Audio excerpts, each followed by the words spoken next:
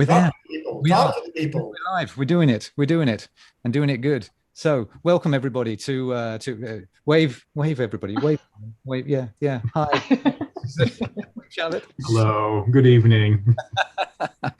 This is season 1, episode 2 of the ABC Staff Picks. We're here. We made it, and we're streaming live to. Yes, Ulysses is so happy. We're streaming live to YouTube at the moment, but it will be next month. We'll be streaming to other places as well. Probably. Yeah, sorry. Let's tell everybody about all the new books and all the exciting stuff we've got. Yay! Yep. That's Tiemen or something. Or my fingers. Yeah. Anyway. Okay, so for tonight's show, we have a special guest, which is Gilles. And Gilles is, Where is he? I think, our most vocally loud colleague ever. What? Well, there you go. No, Gilles is our spiritual buyer and one of the nicest colleagues I've ever known. Our spiritual buyer of crime. Yes, yeah. Spiritual and killing people. Mm-hmm. Yes. So, can you tell us a little bit about yourself, Gilles? Well, I'm Gilles, and I'm a spiritual buyer at the ABC. And I love reading from my section, and that's what I'm going to talk about tonight.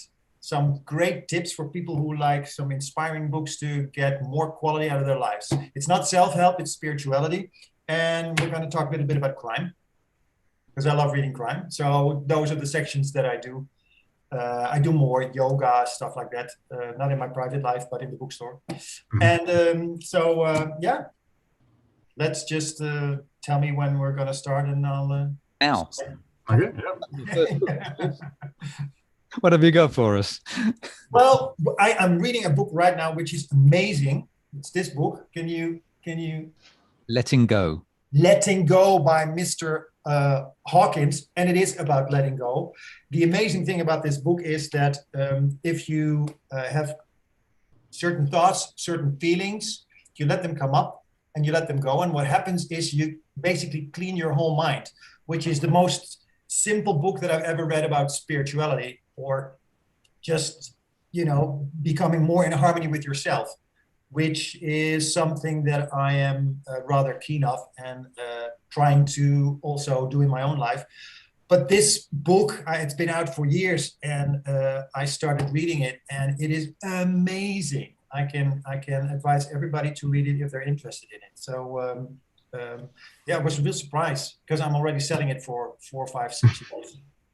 So you mean you sold it for 6 years and then you read it and discovered it was a really good book? Well, this one, The Mastery of Love, I'll be selling this one for 20 years, and I read it last year, and it also blew me away. This is about love, but love in both in the romantic sense and in the sense that basically when we strip away our personality, what we are is energy, and when you feel that energy, it feels like a loving kindness. It's like when you sometimes, you don't have a care in the world, and you walk out in the street, and the sun is shining, the birds are singing, and it's like, I'm so in the flow, I feel so good, and it just, you feel the energy, that it just tingles. That's what real love is. It isn't an emotion, it is a state of being. And this book explains how to get there and how to basically get rid of all the stuff that society put into our heads. Really a very interesting book, The Mastery of Love by Ruiz. He's very famous because he wrote the 4 Agreements. Most people know that except Luke, because Luke is not reading. But Tiemen isn't reading that either. Or perhaps my lovely colleague from The Hague is reading it. Hi. Or know it. I know it, definitely, yeah. I'm sort of your Tell me. Well, because I mean, in The Hague we call the section New Age, but That's the same. It's basically the same thing. So we're kind of ik ben je tegenhanger. I don't know the word. What, tegenhanger? Yeah, what's the word I'm looking for? Jeez. Luke? No, it's not equivalent, is it? Tegenhanger? No. The tegenhanger. The opposite. Well, Your mirror buyer. Let's put it that way. sure. Yeah. Are you buying the spiritual books in The Hague? I'm the New Age buyer, yes. Oh, I'm the spiritual buyer. Yeah, I'm the New Age buyer. Old age buyer. Well, New Age buyer, this is a great book. I know, I have it. Don't worry. Oh, good. Yeah. And what about this one? Mm-hmm. Oh, yeah, you've been talking about that one a lot, The Untethered Soul. I've been talking about this book for 5 years because it is one of the best books that came out in the last 10 years about this subject, and everybody should read it. Okay. And it's You want to know why? I want to like the other one was Letting Go, and this one is The Untethered Soul. Does it kind of mean like it has the same kind of message? Yes. The Untethered Soul basically tells you to strip yourself from all these thoughts and emotions that are kind of become very complicated when you stay in your head, and to just basically be. That's the whole thing. But the way Michael Singer from this book explains it, I have never read a book that explains it so clearly and so you understand everything that he's saying. Sometimes spiritual stuff can be quite difficult because of the words that they use. But he uses examples that are so common that everybody all of a sudden understands it. And then spirituality doesn't become something like woo, woo, woo, woo. It becomes something that's very tangible. And basically, what it comes down to is letting go of your most of your thoughts and most of your emotions, and just go with the flow. Just don't be in your head all the time. It's like when you play music, you're not thinking, because then you cannot do your guitar. Tiemen, when you're stroking your, Tiemen, when you're, no, yeah. He's talking about stroking my cat. That's Jesus. Yeah. But when you're reading a book and you think at the same time, you're losing the plot, which happens a lot with you. So, but that's because I'm teasing you. But that's because thinking and feeling what happens on this level is just making life very complicated. And when you just go down a bit, and let it go. Gary Zukov once said, Gary Zukov used to be very famous because he was on the Oprah show. He said, the longest journey is from the head to the heart. And that's basically what this is all about. And these three books are really great examples of that little journey that takes such a long time. Yeah. My co-buyer from The Hague will definitely say, yes, you're right, Yillis. Yes, you're absolutely right, Yillis. Wow. That's basically all he's listening for. No. Have you some tips that go with these books? Well, to be completely honest, I don't tend to read a lot of books from my own sections, and that doesn't What? I know. Who are you? Who are you? I know. Still, though, I think you can. I'm not just saying that because it's me, but I think you can be a good buyer for a section, even if it's not something that you necessarily read a lot of yourself. That's true. I buy for the gay section. There you go. Yeah, well, no, but I remember the first time when I saw you being very enthusiastic about The Untethered Soul. So I started stalking it as well, and it was. I mean, it's sort of less now, I think, but it was so popular for a while that it was almost impossible to keep it in stock, even because everybody wanted to read it. Yeah. So. Yeah. Good tip. I'm still trying to try Charlotte to read it, but she's pushing against. She's tethered. So. She's tethered. She's a mother, so she is tethered. Yeah. Well, there you go. But well, I read something that's kind of like completely the opposite of love, I guess. Last week I read this. This is fiction, so don't worry. But I read this one. Oh, I saw that one. Yeah. Yep, 2034, which is a novel about the next World War. Oh, Yep. Oh, that's gezellig. Yeah, I know. No, but it's a very interesting book because it's co-authored by two authors, Elliot Ackerman and Admiral James Stavridis. Yep, I know. So basically, they when you're done. It's kind of like almost like a Tom Clancy novel, but they both, because Elliot Ackerman used to be a soldier and has done several tours, while Admiral James Stavridis, knows his thing. So they actually kind of like extrapolate based on their knowledge. Okay, well, how would a possible scenario go for at the Third World War? And basically what they describe, it takes place in 2034, hence the title. And it kind of starts with a small conflict between the United States and China in the Pacific Ocean, and it escalates and escalates, it escalates. And the nice thing I like about it is that usually, like with Tom Clancy books, you kind of get like this gung-ho, like, it's war, cool. We got this action scene. And yeah, there's a lot of action going on, but it goes deeper than that. It kind of like shows you that, like in this case, World War, there's no winners whatsoever.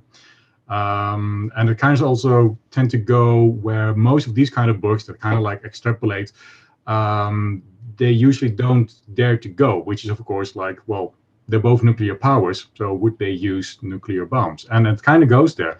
And yeah, at a certain point you feel like, whew, actually this almost feels too real to be like fiction. And it kind of gives you like this gripping feeling like, okay, yeah, how would it feel if a superpower like that would start throwing nuclear bombs at each other? So and it's a gripping read in that way. So I really like this one. It's even though it's a very very how would you say it, sad, no, not sad book, it's gloomy, I guess, in a certain point, but it does kind of like point to a future, like a future we really don't want to happen, hopefully. I'm talking about hope, you're dampening it. Balance. Yeah. But instead of letting go, we need to hold on. Yeah, well, it's letting everything go. In the ending, is there anybody left? Yeah, spoilers. No, there's still hope, but yeah, no.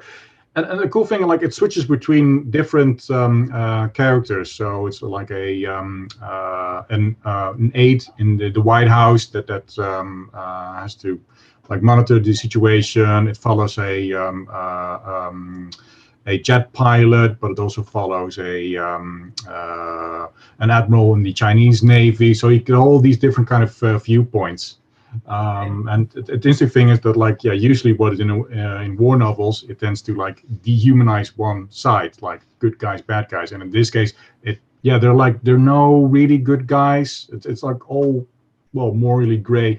And like everyone is like, okay, we kind of want to de-escalate this, but first the other side has to de-escalate. So it just keeps ratcheting up, and really shows the kind of the mechanism, the mad mechanism, mutual assured destruction, like what kind of insane situations that actually creates in the end.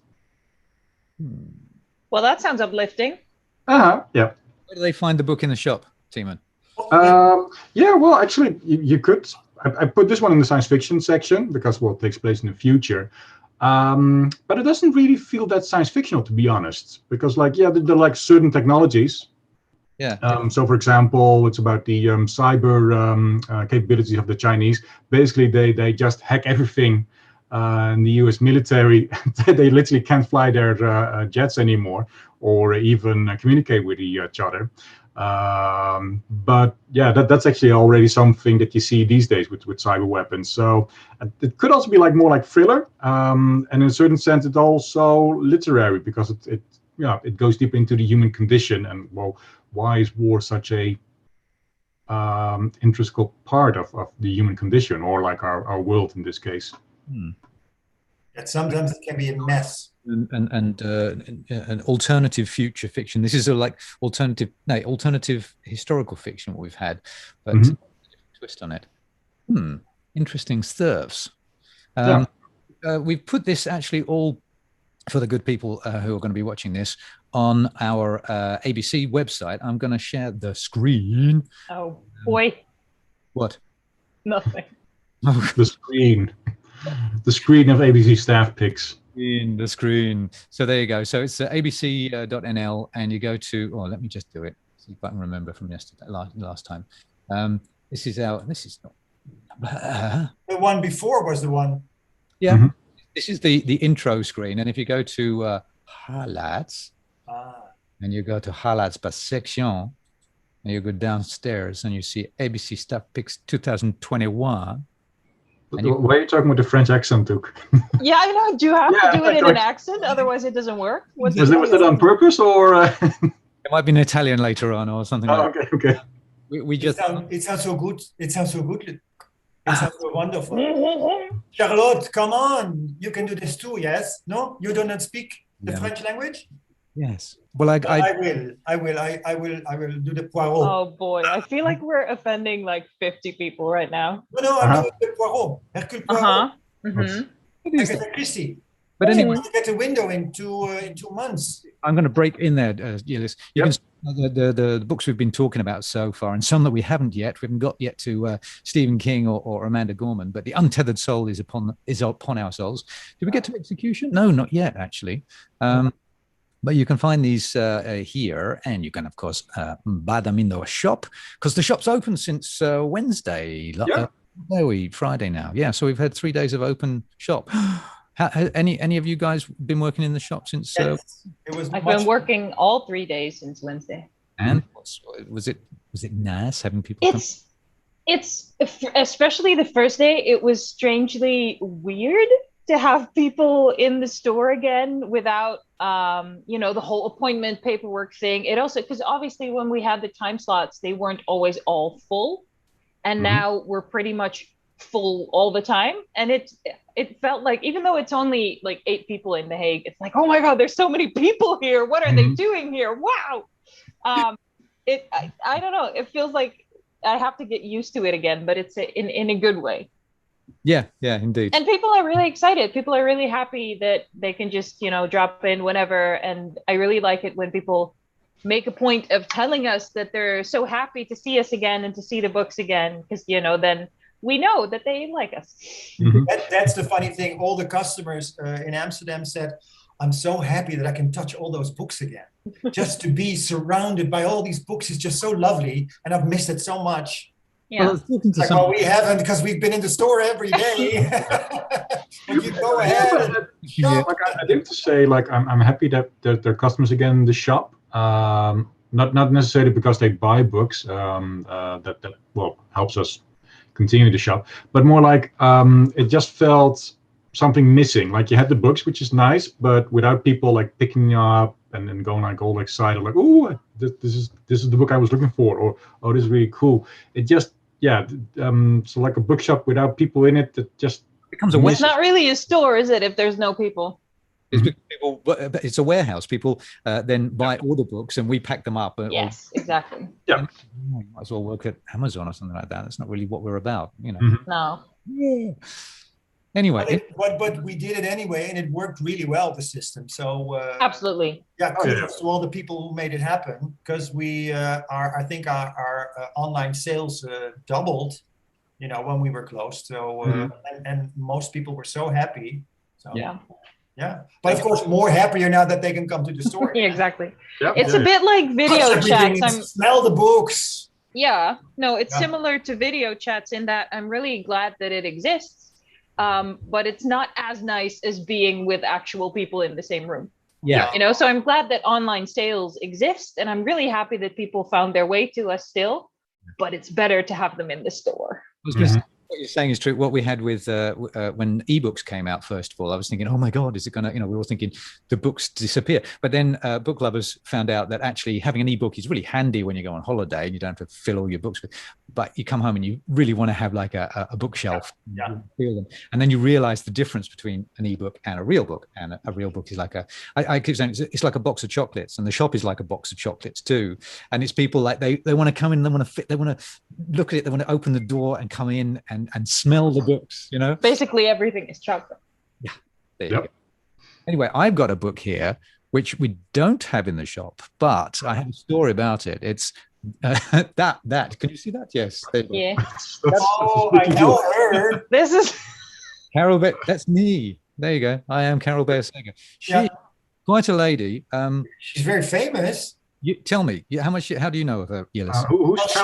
She wrote a lot of songs together with, and now I forgot his name because we're on thing, but The Way to San Jose and all those Diane Warwick classics. Burt Bacharach is what you're Burt Bacharach. I mean, and he's written 50, 60 classics together with her.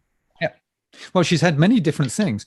She wrote I want to say crazy kind of love. It's called groovy kind of love. No? Okay. But she's written songs basically every decennia, including this one, since the 60s. And She had one hit in the 70s in England, and that's how most English people know her. But she is a songwriter, primarily for lyrics. And when I saw it, I thought, I've got to have this book. But it wasn't in stock and it wasn't available. But now I can tell people about our secondhand way of buying books. Oh, this is such a good segue, Luke. Yep. Very clever.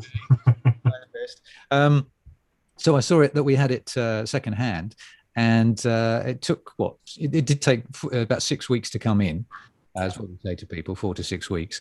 But when it came in, was I happy chappy. So so if people are watching this, then you can actually, and there's a book that you can't get hold of, then we do secondhand book purchasing as well for you. So you just have to ring us up and find out if we can get it for you, like this one. Made me a very happy boy. Now I want to be like Carol Bayer Sager, and make lots of money and get an Oscar or two and things like that. Well, on the second floor, I don't know how it is in The Hague, but on the second floor, we have a lot of customers for secondhand books. Mm-hmm. Yeah, they love it. They love it. Primarily, I have to say, almost all personnel working in Amsterdam is buying Libris books and ordering them left and right, because we are those collectors that want the whole collection. So, we need all the different editions and blah, blah, blah. So I think we're the biggest customers of our own store. Yeah. We do. Lucky us. I mean, I don't know what you're talking about. What? No, of course not. No. So we got a few other books also, because this was a bit, this was Yillis, but also a couple of books from The Hague, because Iris, you told us about The Hill We Climb from Amanda. Yes. Which is obviously a classic already in the making. Oh, that's the girl. It's so pretty, you guys. Yep. It looks so good. Yeah. I have to admit, I haven't read it yet. It's really teeny tiny, obviously. But I saw the. You sound like the girl who hasn't read any books. Yeah. Oh, I never read any books. No, that's not true. Listen. I saw the broadcast when it happened live, obviously. What and even. Iris. It was one of What broadcast? The inauguration. The inauguration. Biden. Where she did the poem. Anyway, it was one of those things where even in the moment it felt like a really big moment. For me anyway. I don't know how other people experienced it. But I'm really curious, because obviously I have it here. I haven't read it yet, but I want to read it because I sort of want to see how it reads. First of all, when it's in text versus spoken word, but also when there's not like the huge sort of fanfare of the day and like the big historical moment, and just see how it feels then. So I'm really curious to read it in book form, and also just, to support an artist who has sort of been shot to fame overnight. Because she's very young, right? Yeah. She's very young. Yeah. And she's, 22 or something like that? No, younger. Something? I don't know exactly, but she's something like 18, something like that. She's anywhere between 18 and 22. There we go. Yeah. And like I said, she's been shot to fame overnight, and I feel like so far she's handling it really well. So I feel like that deserves, kudos. She wants to be president. She's got very high aspirations. I love it. For all her life. The book itself, is that like just the poem that she did during the inauguration, or is it also different other things that No, so this one came out this month? I think so, yeah. Earlier this month. And it's just The Hill We Climb, the poem that she read at the inauguration. And then in September, there's a bigger collection of hers coming out, which I'm also very curious about, which I think possibly is also called The Hill We Climb, but it has other poems besides this one in it. It would make sense. I mean, people know The Hill We Climb, so if you say that, then people are going to go, oh. Yeah. Well, I feel like that one was already in the planning. And then this is sort of, because the inauguration, the reading of it took off, this sort of was a more spontaneous publication. This was the single before the album. Exactly. That's exactly right. Just Googled her. She's actually 23. So I was totally wrong. Nice. I was pretty close. Yeah. Still very young. Yeah, amazing to watch, actually. When she turned up anyway, because she had this yellow coat. Yes. Yep. And she just knew how to hold herself. And then you kind of thought, well, what's this going to be? And then she did the poem. It was like, holy moly. And it sort of crept into you. It was because nobody, like you say, nobody, I mean, people knew her. She wouldn't have been there otherwise. But this is a world stage, and she stepped onto the stage. Well, actually, what I'm happy about with this new presidency, besides not the constant doom scrolling and oh god, we're gonna die. And actually, they're tackling the pandemic. Is also that this presidency is kind of like with the Obama administration, a little bit more into culture, like just like Obama every summer went to bookshop and. Yeah, with his book lists, right? Yeah, book list. And it's kind of it nurtures culture a little bit more. It appreciates it more. And you already see that, like, oh, well, what the hill we climb. That it has those kind of like a ripple effect. Like people are saying, oh, those are interesting things that we can read, that like we can learn about. And it's just refreshing to have that again. Instead of the hundreds of books that came out during the 4 years about the presidency. These are much nicer books to read. Yeah. It's actually about something, culture, something good, something uplifting. Yeah, I'm very happy we can let those books go now. Yes. Yeah. And another one which Iris chose was Later by Stephen King. And of course, we have a bit of a Mr. King fanatic here with Julius. Julius? Yes. Have you read Later, Julius? Yes, I did. I'm curious what Iris is thinking about it. Well, I haven't read it because, like I said, I don't tend to read a lot of books from my own sections. I didn't tell you not to ask that question. Yeah, that's fine. Yeah. You could have said like, well, I'm going to read it later. Yeah. I think for me, I really like the cover. I'm going to show the cover again. Gorgeous cover. Yeah, it's a real classic 70s kind of look. Yeah. It's by Hardcase. This is his third novel for them. Okay, but this is not horror, right? This is crime. It's all crime, yeah. Crime. About the secrets we keep buried and the cost of unearthing them. So well, is it good, Julius? Well, what I liked it, but his regular books are better because they are much more layered. The psychology of the characters, that's what makes King such a great author. I mean, it's not per se his plots, but the depth of his characters. In all the Hardcase books that he wrote for them, a lot of that is missing. So it's kind of a straight crime story. In this instance, funnily enough, the main character is a boy who can actually see dead people, but it's not like The Sixth Sense. So it turns out to be a crime novel with that little tidbit in it. But it misses the depth of King, the flesh of his characters. So. But for people who are maybe not like you, super huge Stephen King fans, would this be a good one to sort of dip your toe into it? No. Lovely. Honesty. Never mind. Yeah. No, there are much nicer books to get acquainted with Stephen King if you don't know him yet. Everybody knows him through movies and TV, but this is just not his best work. Yeah, but give an indication of which name a book which is a good one to dip your toe into Stephen King. That sounds really weird. But anyway, which book would you? His work. Dip your toe in his work. Well, I mean, he's got a couple. The Long Walk, I think, is amazing. He wrote that under the pseudonym Richard Bachman. Salem's Lot is a great one to get a good feel of King. His later works, that's a very difficult title. 1163. 11/22/63. Thank you. There we go. About the assassination of Kennedy, and time traveling, right? A guy travels back in time to see if he can prevent it or not. And it's a very thick book, and it's mostly just characters, but it's beautiful.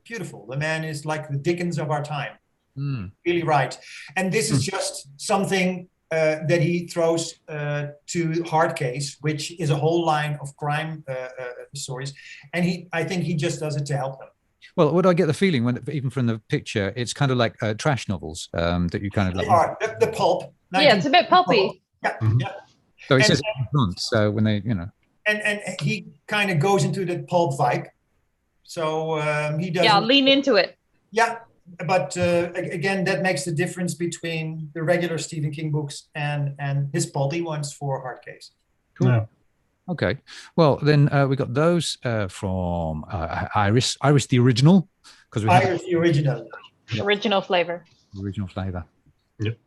And then Simone gave a couple of a whole wad of things actually. The Housekeeper and the Professor by Yoko Ogawa, and Leaving the World by Douglas Kennedy, and Us by David Nichols. And these are all fiction stories that have come out in the last couple of years. And she likes them a lot. And they're all, excuse me, tend to be melancholy. I'm reading here from what she read to me. A melancholy tale of troubling midlife relationship for Us by David Nichols. And The Housekeeper and the Professor is a tender and delicate Japanese story about a math professor without a memory and his new housekeeper and her son. Sounds intriguing. And The World is an intriguing tale of a woman who wants to leave her life when she encounters disappointments and struggles, and then decides to create a new life by herself. Dun, dun, dun. So they're all like kind of more internal books, it sounds to me. Kind of like that. And I'm going to put those on the highlight lists as well, so that people can find those. So thanks to Simona for those. Oh, and she added a last one, which maybe you know this, Execution, which is part 6, just come out in paperback of a series from S.J. Paris. That's crime. That's crime, isn't it? Yeah. Oh, it's crime. Sorry, I thought I had an idea. It was Execution. Starts with heresy. So Simone is a big crime reader. yeah, this is apparently a good book. Funny, full of intrigue, lots of cloaks and daggers and horses, as you need, of course. Oh, who does Cloaks, daggers, horses. Yes. I think it's set in the 19th century, the Paris books. Yeah, it sounds not current, indeed. Yeah, highly recommended. Has an excellent pace, like the horse. Ooh. So so there you go. I'll put those on the list as well. We're over time already, of course. Oh dear. It's 8:05. Can I just say one? Can I just only show this one? Yeah, go ahead. The new book by Michael Nava, one of the best gay detective writers there is, bar none. And it's an amazing book. And I read it, and I wrote to him to say it's an amazing book, and he wrote me back saying thank you, and it was so sweet. But this is one of the best books I read this year. So everybody who likes crime, and it has a gay character in it, but he also takes the whole gay AIDS era of the 1980s and makes it part of the story. Really intriguing. Very dense. What's the mystery in it? What's the murder? Is it like a murder mystery, or is it like? It's a murder mystery, yeah. And his regular sleuth is a gay Chicano, the lawyer, and he's in all his books. And this is the latest one, and he writes very dense. He used to love poetry, so his language is gorgeous. His plots are really great. He's an Agatha Christie fan. And the way he sets it, it's almost like he's chronicling the 1980s and early 90s of the AIDS era in his books. So when you read this, it's like, oh my God, I was there. That was horrible. And the fact that they wanted everybody who had HIV, they wanted to put them in concentration camps in the States. That happened in 1986. Of course, it didn't become a law, but that's part of this book, and it's tears rolling down my cheeks when I read it. It's beautiful. So wow. I didn't want to leave this out because it made such an impact on me. Yeah, good addition. We'll add that to the list. Yeah. So go to your LGBTQ. I always forget all the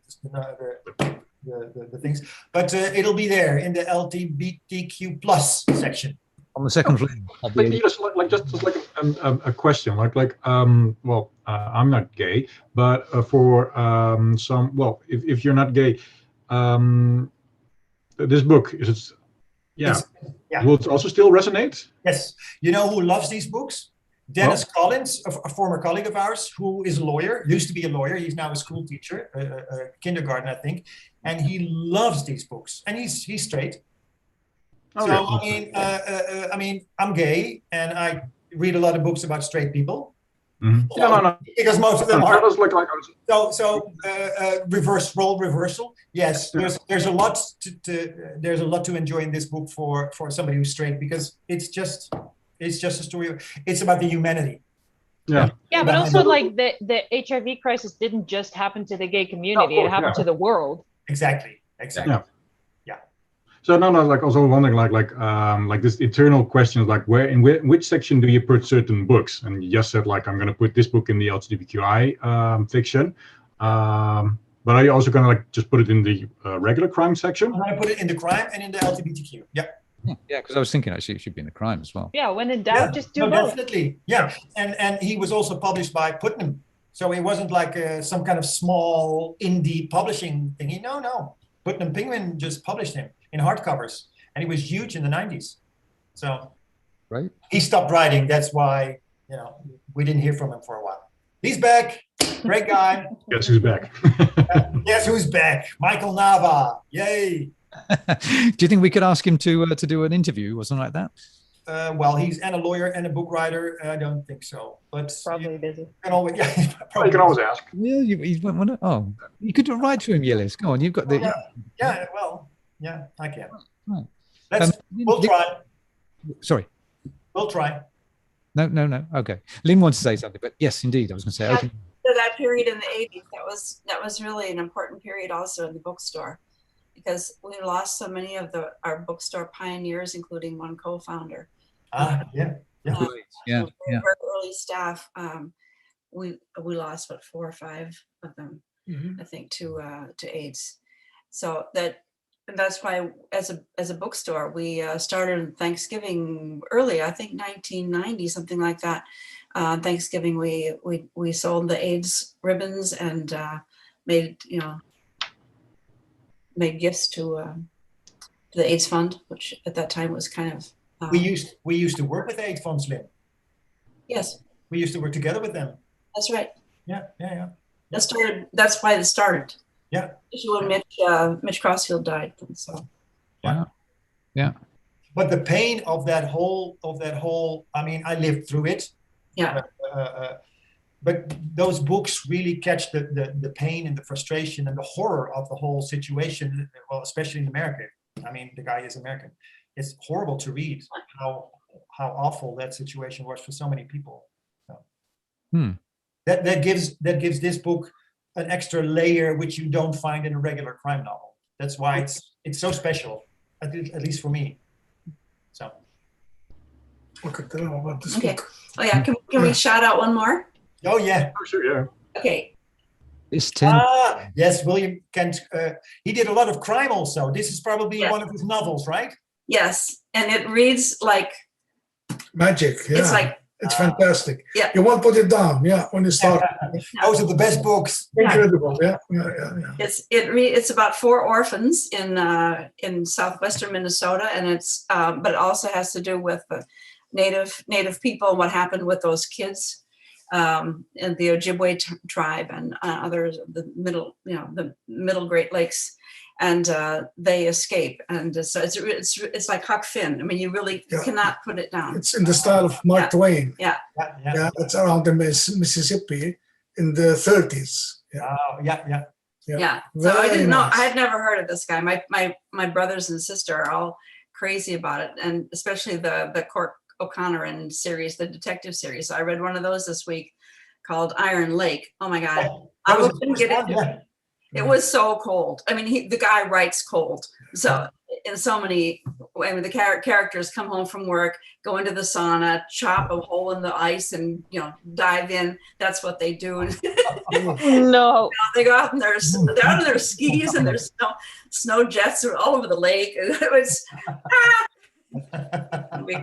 it's too cold, but a lot of Native American or whatever you call it, Native people's stuff underneath it or all through it, just sort of like the Tony Hillerman novels in the Southwest. Can we see the cover once more? What? Sorry, I want to see the cover once more. I didn't get the title. This and the Land. All right. Yeah, I'll put it on the highlights list as well, so you'll see that now. Okay, thanks.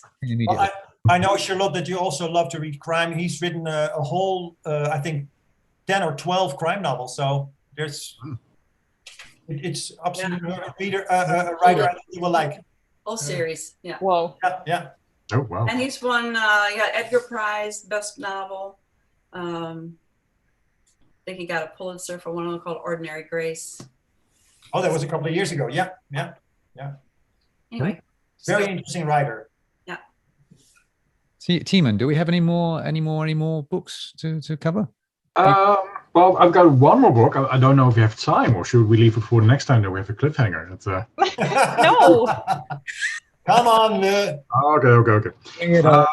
All right. Well, actually, I have a bit of a reading habit that I read nonfiction in the morning. I always like to get up, make some cup of tea, and then get into bed and read like for half an hour.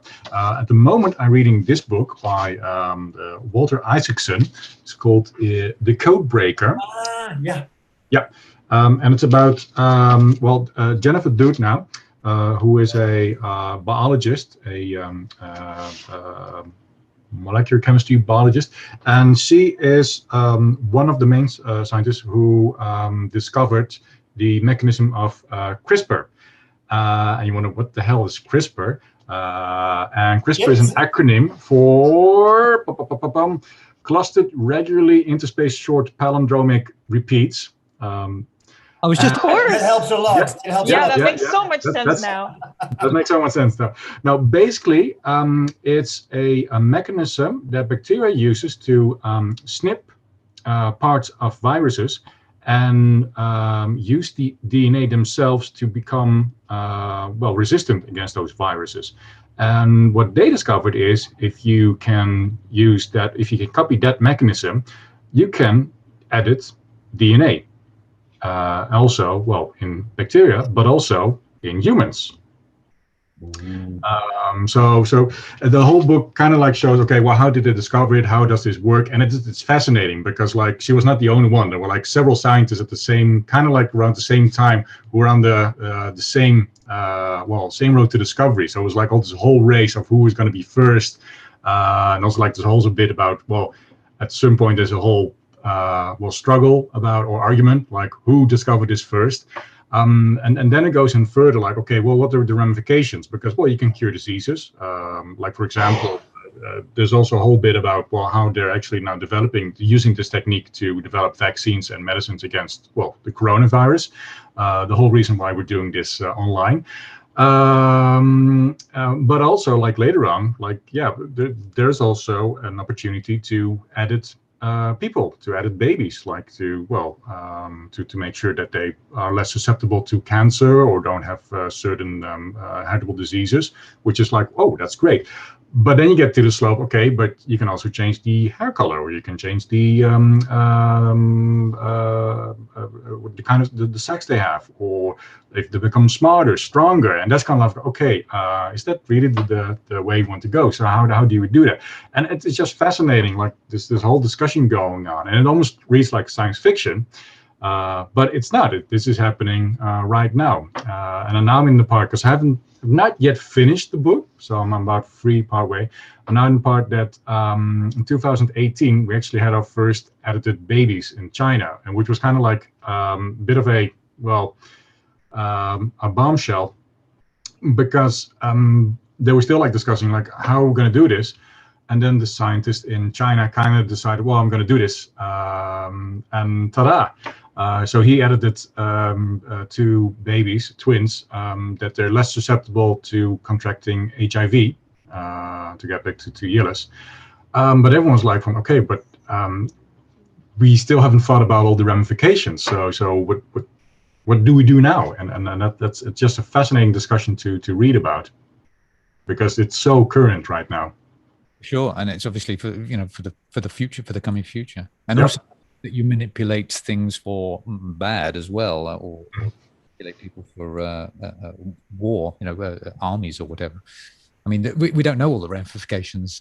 Mm-hmm. Codebreaker. It's out in hardback right now, I see. It's hardback. Yeah. I think it just came out like last month. I'm seeing. Yeah. And Walter Isaacson, he has this very best biographer. at the moment. Yeah, because like he manages to, because this is like, it's relatively complex, but he manages to explain like how it works and like, oh, okay, that makes sense. But also he kind of like goes into the backgrounds of all the different people. Like he really shows like actually how science works, which is one person makes a discovery and someone else builds upon that discovery, and people share their knowledge. And one of the things that Doudna was very good in is in making cross connections between different disciplines. Because like actually one of the first people who came across like, oh, bacteria actually able to edit, to take that DNA of viruses, are two scientists who work at a yogurt company, because, well, they use bacteria to make yogurt. And so they have an interest in knowing how bacteria deal with viruses. And they find this mechanism, and then someone else continues working on that. It's just fascinating to read all about it. And also, like, well, all the different kind of characters. Because we always think like, the scientist in the white coat. But no, these are very interesting people, and all the different kind of things they bring to this field. Wow. Sounds good. Yeah. So if you want to read a science nonfiction book, this would be my suggestion for 2021. There you go. And on that note, ping. I think we're going to have to stop because we've gone. Way over. Thank you to our special guest, to Yillis, and thanks for Iris to turning up and telling us all about the Den Haag books. All the books that she didn't read. Yeah. Shut up. And thanks for you guys for being here as well to watch, and hopefully you can all see it again on YouTube, streaming there, and you can Facebook, and we're going to blah blah blah, and maybe next month. And when will the next episode be, Luke? Oh, good you asked that. Luke, when will be the next episode? The next episode of ABC Online is going to be at the end of May, as it is, and let's have a look. We want the month of May. It's the last week of May. It's the 28th, looks like to me. Yeah. That makes sense. That makes sense, yeah. 28th of May at 7:30. 7:30 Amsterdam time. We'll be here. Will you be here? Yeah. And if you want to join in and let us know what you like as well, that's always fun. If you've read the books that we're talking about, we'll keep the highlights page updated, and I'll put the link also down below in the YouTube site so that people can find it. And we'll see you all in a month's time. Okay. And if you guys, and meanwhile, in the store, I'll be back. Oh my God. And one more thing, shout out next week, open mic night, next week, Friday. hey, First Friday of the month, I'll be doing that with people. So if you want to come and watch some people, or even participate in I don't know, I was going to say blowing your nose, that could be something, but poetry or music or whatever you want to do. We're doing it online like this, and it's next Friday at 6 o'clock till 7:30. So we'll do that. All right, then I'm going to stop the recording. Okay. Bye, everybody. See you next time. Have a nice evening. Bye.